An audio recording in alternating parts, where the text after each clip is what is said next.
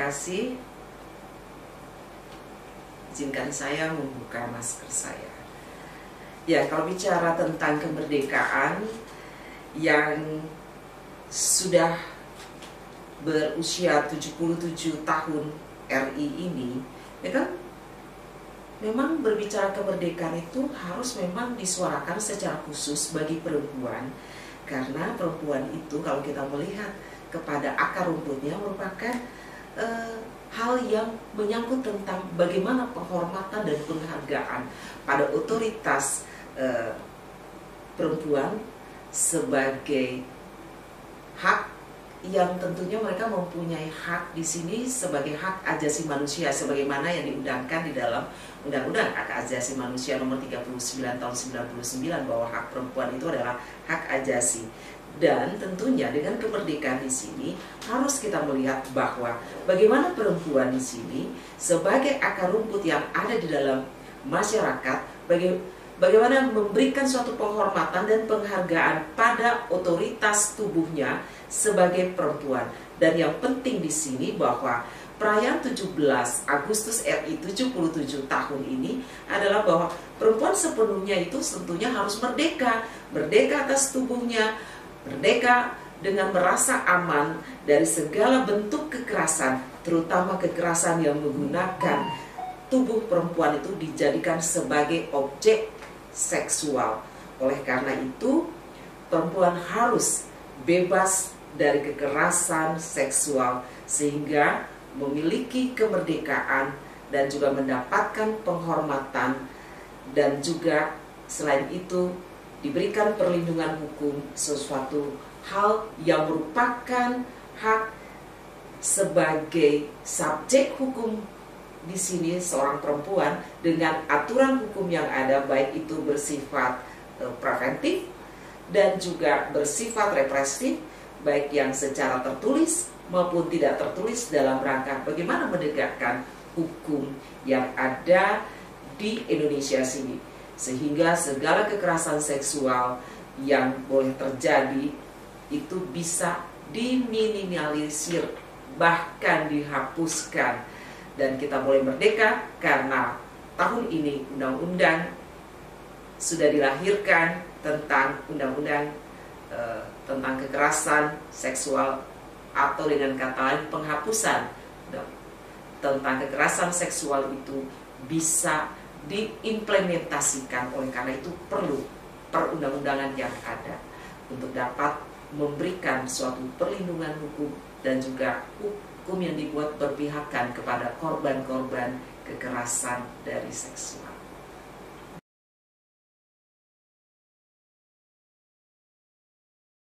Pada akhirnya memang sangat miris sekali bahwa terjadi di kalangan dunia pendidikan, khususnya bagi anak-anak yang mengalami kekerasan tersebut, kekerasan seksual dan sebagainya.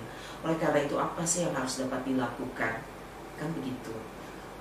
Maka yang harus dilakukan suatu upaya, antara lain coba dilakukan suatu dialog dan edukasi tentang perlindungan terhadap perempuan dan anak-anak korban kekerasan. Itu harus mengawalnya, dan itu harus ada di setiap lembaga-lembaga pendidikan, dan juga memperkuat strategi bagaimana mendesak dengan melihat kepada prioritas dan proyek undang-undang ini yang sudah ada untuk mempercepat upaya di dalam implementasi dari peraturan pemerintah tentang menyangkut tentang penghapusan kekerasan seksual itu, atau tindakan kekerasan kepada perempuan dan anak.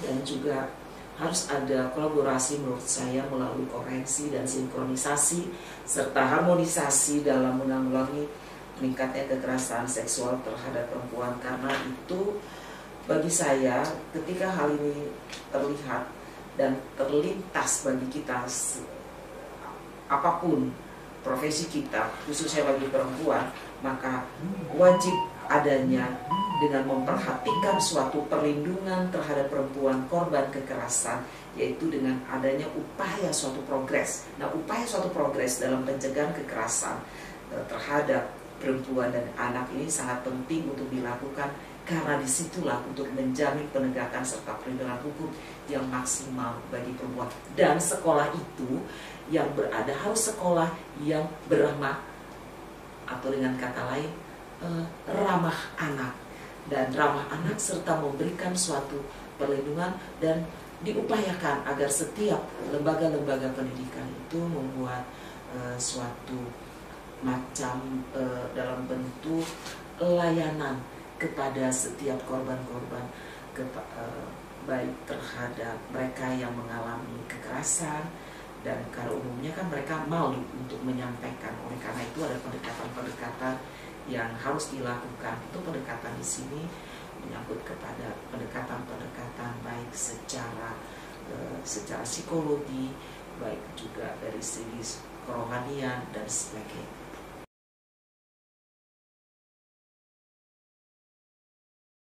Pertama, harus ada peranan dari setiap lembaga, baik institusi maupun dengan cara ada bantuan hukum, yaitu perlu adanya pendampingan terhadap korban. Nah, dalam hal lingkungan yang bekerja, itu kalau terjadi korbannya, lalu kemudian juga memberikan bantuan dan hukum kepada para pekerja, terutama juga kepada mereka, para pekerja yang tentunya di kelas sektor bawah ya, dan juga setidaknya setiap institusi itu dibentuk suatu pos pelayanan perempuan dan anak yang ada di lembaga, baik di lembaga pendidikan, bahkan juga di lembaga di mana mereka bekerja.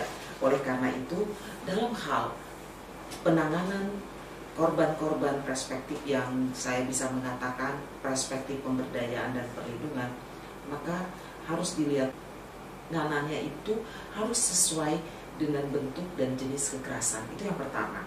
Dan yang kedua juga bagaimana partisipasi korban di dalam hal kita harus menghargai akan pilihan dan keputusan korban, dan juga menjaga kerahasiaan korban. Jangan sampai kerahasiaan korban itu bisa bocor yang mengakibatkan juga yang bersangkutan tentu akan mengalami suatu traumatis dan sebagainya secara psikologi. Oleh karena itu kita juga harus melihat, jangan ketika melakukan penanganan ini jangan melihat dengan menghakimi, ya, menghakimi, atau dengan kata lain tidak menghakimi, dan juga harus melakukan berdasarkan kepada berkeadilan gender dan berorientasi kepada kepentingan yang terbaik bagi perempuan yang selaku pekerja, dan juga itu harus dilakukan secara terus-menerus, berkelanjutan dan dikawal, serta harus ada empati. Tanpa hal tersebut maka agak sulit untuk dilakukan. Saya pikir demikian, dan memang sudah saatnya semua pihak yang terkait terhadap kekerasan seksual, karena kekerasan seksual itu bukan hanya di tempat bekerja, di tempat publik umum, naik bus, misalnya naik kereta dan sebagainya ya. Perempuan-perempuan para pekerja itu yang melakukan bekerjanya itu dengan mempergunakan transportasi umum juga, itu harus dijaga, sehingga harus ada koordinasi di sini, bekerja sama untuk mencegah, menangani kasus-kasus kekerasan seksual dalam perspektif ya memberi keadilan, diri keadilan ini yang ada pada siapa? Pada korban, dan menjadi keprihatinan kita bersama. Saya pikir dengan demikian.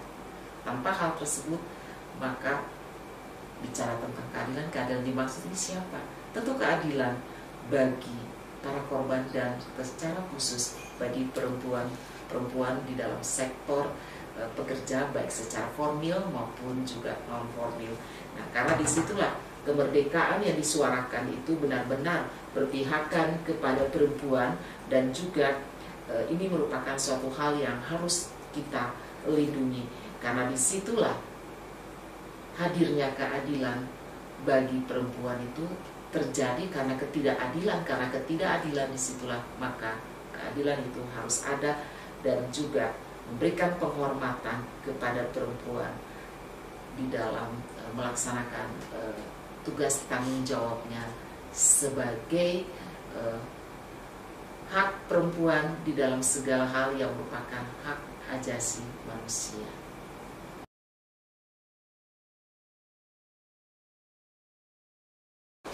pesan saya di dalam hal kemerdekaan ini, mari para kaum perempuan kita bersama-sama mempunyai visi misi untuk mengisi kemerdekaan ini dan menyuarakan akan hak-hak kita sebagai perempuan, bukan dijadikan sebagai suatu objek seksual, tetapi jadikanlah kita menjadi perempuan yang dapat mengisi kemerdekaan sesuai dengan talenta yang diberikan Tuhan kepada kita, siapapun kita ini, untuk mengisinya dan menjadi hal yang sangat